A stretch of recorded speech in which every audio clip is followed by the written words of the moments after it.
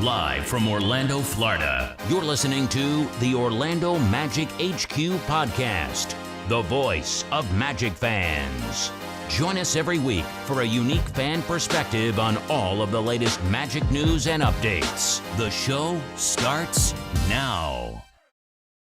What's up, Magic fans? Welcome back to another episode of the Orlando Magic HQ podcast, brought to you by the Believe Podcast Network and Bet Online. We're your hosts, Al, myself, Anthony. Today is Friday, November 8th, and the Magic are finally done from what felt like century-long 5-game road trip. Magic finally make it back home. We'll be facing off against the Pelicans at the Kia Center. Al, what's going on, man? How we feeling? I'm doing good, man. Wishing that we had at least gotten a couple of wins, at least one in that road trip, but excited for the homestand, man. We need some home cooking here badly. Yeah, 5 games away. We get blessed with 5 games at home in a much needed time span, man. It's been extremely rough without Paolo Banchero. We'll talk more about that in today's episode, but we're going to touch base on that. Obviously, there is some bright spots with not being able to have Paolo Banchero around, so we'll talk that. Wendell Carter Jr. struggling with injuries. Cole Anthony still unable to shake off the nasty rust. And still some things that you can kind of point to and look at and be excited about. So we'll discuss those things in today's episode. But before we do, just a quick word from our sponsors, Bet Online. Bet Online is the world's most trusted betting platform and your number one source for online betting. From the earliest odds to in-game live betting, Bet Online provides you with all the action and the ability to watch the games as they happen. With the largest selection of odds on everything from football, NBA, and college basketball, NHL to UFC and MMA, head to BetOnline today to get in on the action with America's most trusted site for online wagering. BetOnline, the game starts here. Also, don't forget to catch our main guy, Brandon Kravitz, on In the Zone 5 days a week, talking about all the hottest sports in Orlando and beyond, live on 96.9 The Game and on iHeartRadio. Also, if you're looking for more coverage of the Orlando Magic, Brandon will be hosting an extension of his show on game days, which is token to be the pregame before the pregame. It's In the Zone Game Day Magic from 6 p.m. to 6:30 every weekday that the Magic play a game. And if that's not enough, catch even more bonus content and exclusive interviews about the Magic, sports betting, fantasy, and more on the Zone Heads podcast. Download and subscribe wherever you are listening to us. Don't forget, we also have our Patreon program. We have a great community that we're building where we're talking Magic basketball all day long, and also talking about the games as is happening while we're watching these games, and a bunch of other really good benefits from exclusive content where we're dropping additional podcasts that is not available to everyone, just our Patreon members. Also, we have some discount on some Orlando Magic home games. So if you haven't checked it out, make sure to do so. All right. With that being said, got all that out of the way. Al, 5 games, road trip, no Paolo Banchero. The Magic dropping 5 games in the most brutal fashion possible. We said this analogy, or I said this analogy the other day. It felt like having a loved one get beat up and you not being able to do nothing about it, just sit there and kind of watch it happen. And you brought up a really good point, man. If we feel that way, you can only imagine how bad Paolo Banchero must feel, knowing that he's obviously such a key difference in every single one of these games. The Magic are now 3-6, still a very, very young season. But the good news is the rest of the East, they're struggling, which is helping us, keeping us within distance. We're only 1.5 games back into the 3rd seed. So everyone else is struggling. A lot of other teams dealing with these injuries. As of right now, what is your feeling in regards to this Orlando Magic basketball club? I mean, honestly, it's not ideal, right? You wish that we could be at least, the opposite, 6-3 at this point. We started the season so strong. We could have easily been 4-1 had we closed out that game in Chicago. And that's when things went south. That's when Paolo got hurt. We knew that road trip was going to be tough no matter what. Cleveland, Dallas, OKC, Indiana. When I first saw the schedule come out back in August, I circled that and said, whoa, that's going to be a big test. The next big one is December. It's a brutal month for the Orlando Magic. So we know there's going to be some rough stretches in the schedule. We're going through that right now. Being without Paolo makes it 10 times worse. Let's be realistic. The biggest thing for me, man, is it's just the lack of shooting. The lack of scoring in general. Like, we're not finishing in the paint. We're not making threes. The flow of the offense looks a little bit off, understandably so when you have your best player out. And people are, going at Franz. They're saying, where's Franz? Franz hasn't been the guy that we signed to a max contract extension. Where has he been? I will pause and remind people, this guy was, ill for a few days, lasted more than we wanted to. He left early some games. That is why his stats look so bad. If you actually step back and look at his stats and you take away those 2-3 games that he missed due to an illness or left early due to an illness, they're not bad. He's averaging over 20 points. He's still shooting the ball at 35% from three-point range. And I think he's getting used to life without Paolo right now. He's getting used to being the main guy, taking 18, 20 shots a night. So I think people are being a little bit rough on Franz. I think they're being too tough on him, expecting him to be Paolo. He is not. He's our second best player, not our best player. So you cannot expect him to be, a 30-point per night scorer. That's not who he really is. But yeah, man, it's been rough. I just really hope the offense finds its rhythm now that we're going back home. We have to find some home cooking. The Pelicans are shorthanded. They're dealing with a lot of injuries themselves.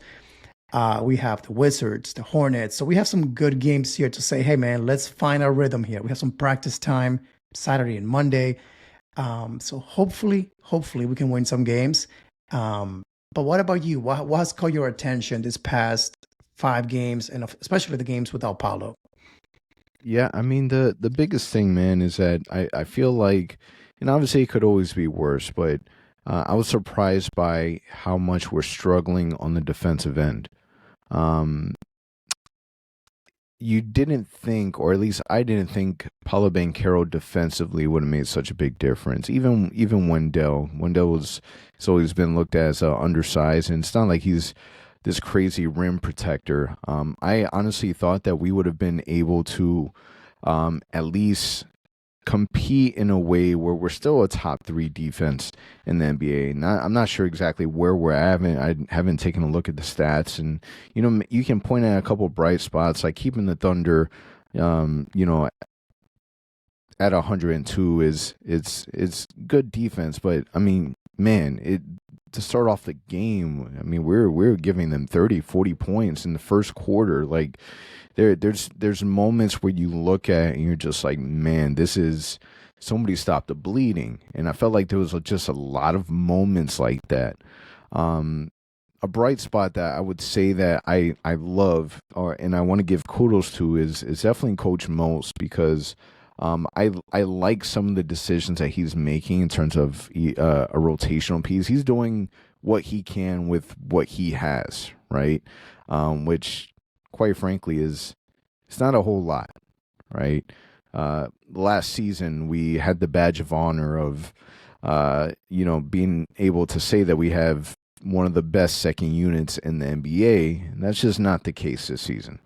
And you can point to a multitude of different factors, but I like the fact that he made the adjustment of taking Anthony Black out of the starting lineup, putting him back on the bench, and starting Tristan da Silva. Tristan da Silva, although not perfect, he's showing that he can definitely be a continuous piece to this ball club. And I think that ultimately, once Paolo Banchero does return, being able to have that value from the bench and him being able to have that level of confidence early on, I think is going to be able to benefit us, later on. But yeah, man, it's been tough. It's been rough.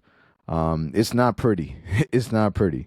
The fact that we're still a game and a half away from the 3rd seed is insane, and goes to show you that, the East is not it's not the West Coast, right? If this is the Western Conference, it would be ugly. But man, if we were fully healthy with this weak East, yeah, you're talking about a good stretch of being able to really create some distance with some of these other teams. And that's the part that sucks, right? It's the fact that if we were fully healthy right now, we could be maybe, I don't know, 7-2, something along those lines. You're setting yourself up very nicely, man, because you got teams like Philly, Milwaukee, the Knicks, not quite there just yet. So you would have a nice little, some breathing room heading into a tough month of December. Right now, it's the opposite. We're gonna have to play catch up pretty much the whole rest of the season. And again, in my mind, we're not gonna see Paolo back until late December, maybe January. So we have a long way to go here, man. So thankfully, the East is showing to be, I wouldn't call it weak. I would just call it competitive because teams like Brooklyn, teams like the Hornets have played better than I expected off the gate. And teams like, again, Philly and Milwaukee, not so much. So it's going to take a team effort, man, to help us out, stay alive. We got to find a way to stay afloat until Paolo gets back. But until then, man, it's going to be ugly some nights. And we're seeing it, unfortunately, right now. Yeah, and I think that something that was a little eye-opening for me also, and Dylan was an individual. Shout out to you, Dylan, for calling us out on it. But we kind of token the phrase of Batman and Batman, referencing Paolo and Franz Wagner, and I think that and it's not that it's a bad thing, but obviously in Paolo's absence, in this very small sample size, there's clearly a difference. Franz, unfortunately, not showing that he's able to carry the same load that Paolo Banchero does, right? And that's okay. Like, we can't expect for Franz to be Paolo because Franz isn't Paolo. Franz is a extremely good basketball player,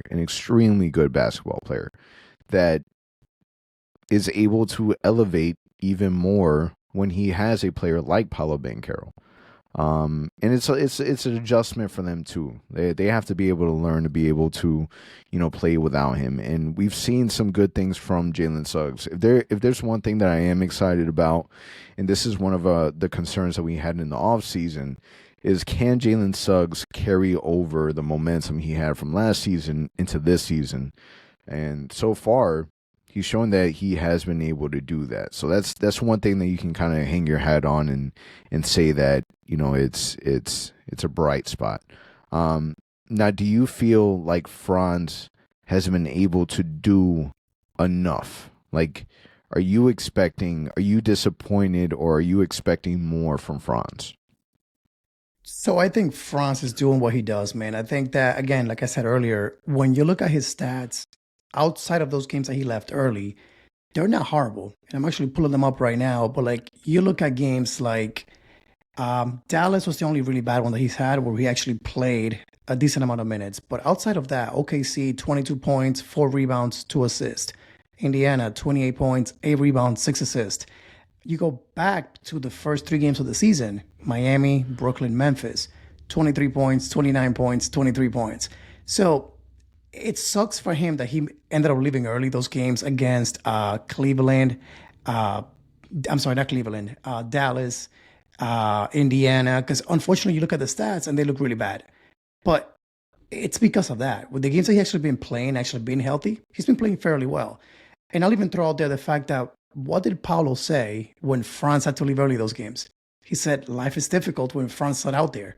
So even he can feel the fact that when that other guy, that other star is not there, you feel that impact. And let's not forget, the Magic blew a large lead against the Bulls with Paolo playing a really good game, in large part because Franz couldn't finish that game. So it's tough, man. Like, I really wish that I could just say, man, it's this guy's fault. But it's not. So I still defend our claim that we actually had a podcast episode titled Batman and Batman. And our guy Dylan always brings it up to us like, hey, guys, it's more like Batman and Robin.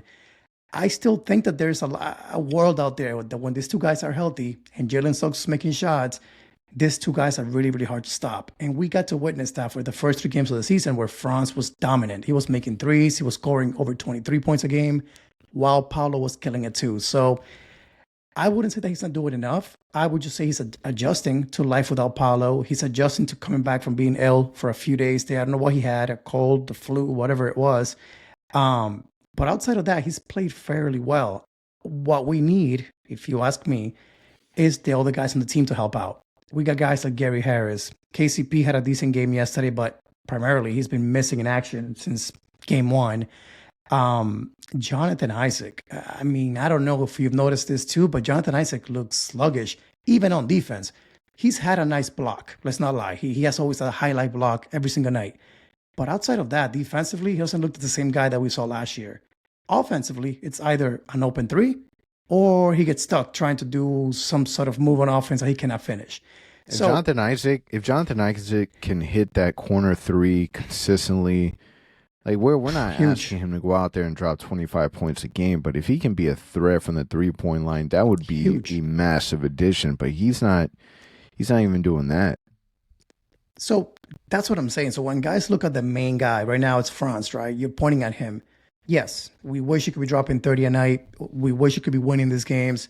But I really think it's outside of him. If you got guys, again, like KCP making that three consistently, Gary Harris off the bench hitting that three consistently, in this case, Tristan da Silva stepping up for Paolo and hitting some shots, now all of a sudden the defense has to actually pay attention to those guys and not double or help out when Franz has the ball.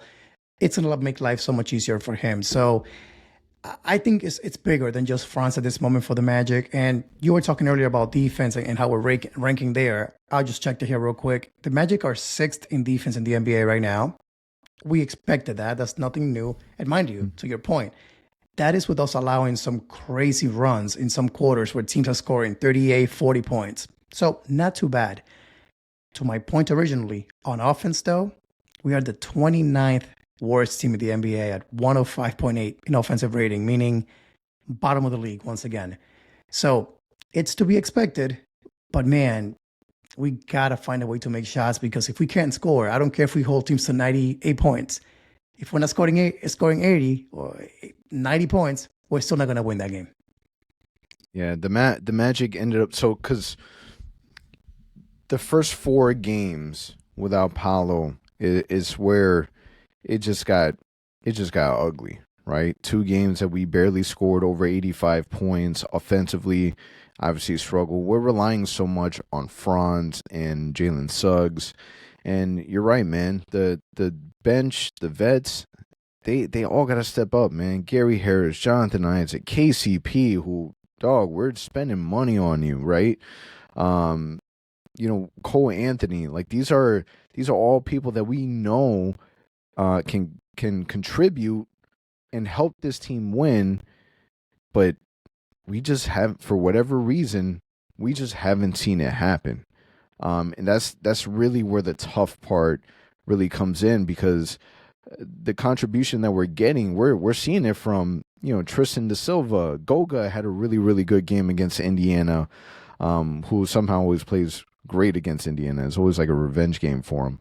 And it could be just because we match up better with the Indiana Pacers too, but that was a game that we looked at. Franz Wagner played really well, had 28 points. Jalen Suggs had about 6 assists, so it was a good overall effort. But everyone was putting in, everyone was scoring, everyone was being involved. KCP showed some life, and the way that our team is constructed, if everyone isn't pitching in, especially without Paolo Banchero, it's going to be a dogfight every single game. Like we're gonna have to scratch and crawl for every single point because our team just offensively we struggle. It is so much harder for us to put the ball in the basket that it puts so much more pressure on Jalen Suggs and Franz Wagner. Yeah, man, I'm looking at the stats here. So we're talking about making shots, right? Relying on the vets. Take a look at this. So you look at Wendell Carter, who it's out injured right now, but Wendell Carter shooting 12% from 3-point range. Cole Anthony, 15%. Mo Wagner, 23%. KCP, 24%. Jonathan Isaac, 25%. AB, 27%. That's the majority of our rotation. And I mean, Gary Harris seems like it's worse, not too bad, 35%. But the only guy that's actually shooting the ball well from 3-point range right now is Jalen Suggs at 35%. That's even low for him.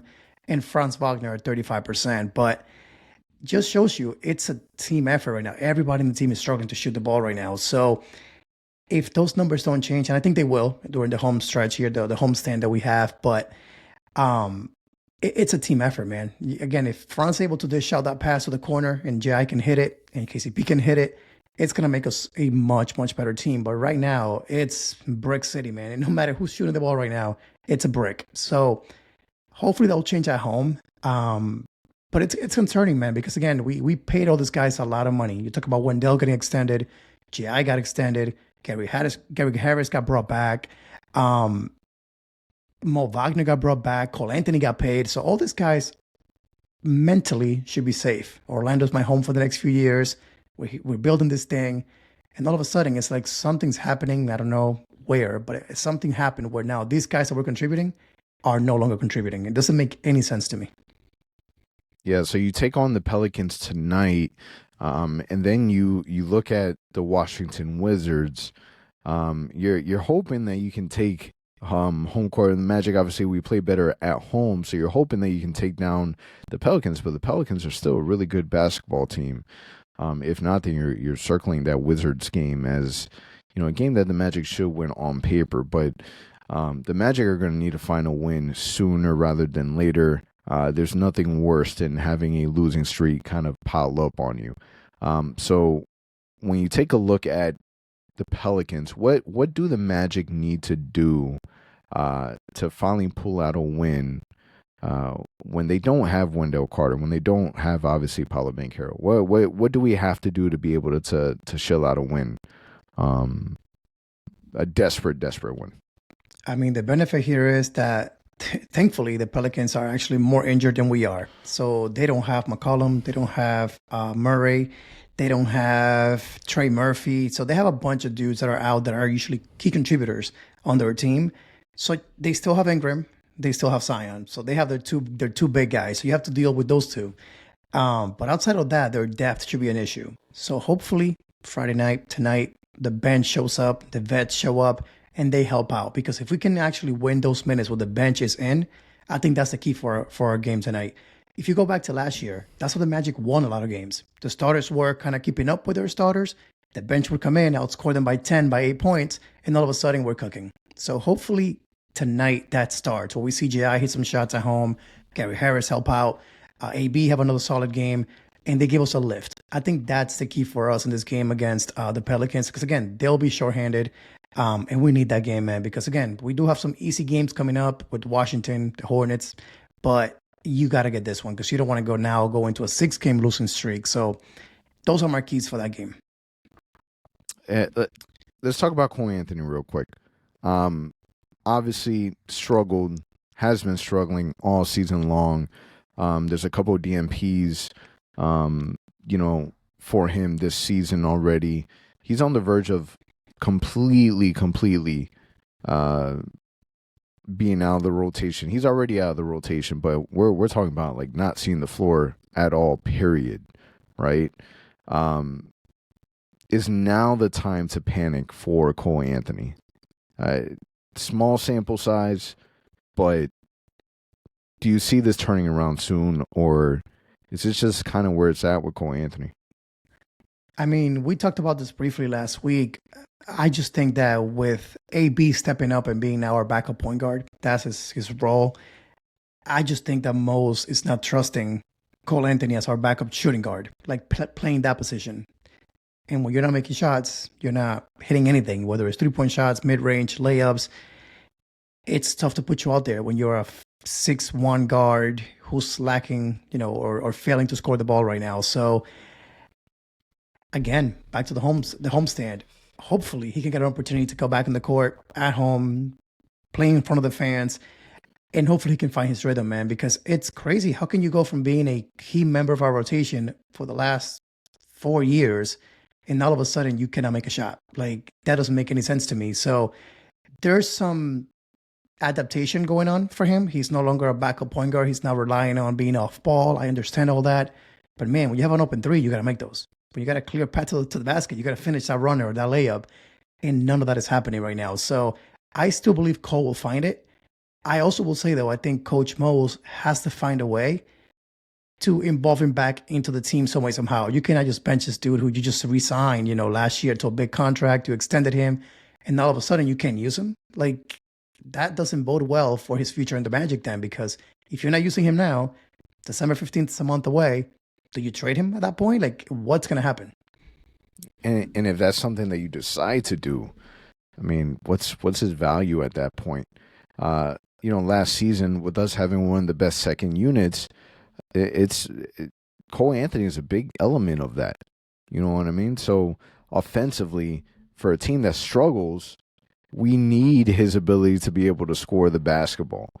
He's very crafty, or used to be crafty, and being able to score in the paint and find his offensive rhythm and bring that bench scoring, because without him it's just difficult. It's difficult for this team to be able to score when you have KCP struggling, Gary Harris struggling, Jonathan Isaac struggling. Points need to come from somewhere. We can't just keep relying on Mo Wagner to be our offensive pull off the bench. Yeah, man. So that's why I think there's got to be some way that Mosley can involve him in the rotation once again, run some plays for him, have him split some time, being the main ball handler. I know AB, let's be realistic, he's a better playmaker. There's no denying that. But maybe alternate that a little bit, where Cole has some chances to create, has some chances to be the main ball handler. Because again, you cannot sit this guy and just be like, all right, man, you cannot hit the court. That's just, it can't happen. And I mean, we've seen Jet Howard hit the court a little bit during the road trip. That was going to be hard. Some really good teams were playing against. His first road trip with the team, I didn't expect much from him, but he also struggled a little bit. He seemed to be able to get some run in the first half, but then not play at all in the second half. So what were your thoughts on Jet Howard there too? Like, what were your thoughts on his minutes during the road trip? I'm a little disappointed, because this would have been a prime opportunity for him to be able to really, really step up and show. We know that he can shoot. Shooting is never the concern, but defensively, it's just hard. And I know we're talking about Jet, but just to kind of reference Cole Anthony, he can't see the floor because he can't provide support on the defensive end. You look at somebody like KCP, he can't score the ball right now, but defensively, he's still defending at an elite level. And you can utilize that skill. With Cole Anthony, we're not getting that. With Jay Howard, we're not getting that on the defensive end. So it's tough. The one person that you can look to and say that, man, they're taking advantage of Paolo Banchero being out is Tristan da Silva. Tristan da Silva is getting minutes over Cole Anthony, over Jay Howard, over Gary Harris. He's somebody that again, I love this opportunity for him, because when it's time for Paolo Banchero to come back, again, our second unit drastically needs help and some scoring and some positivity, right? Bring it.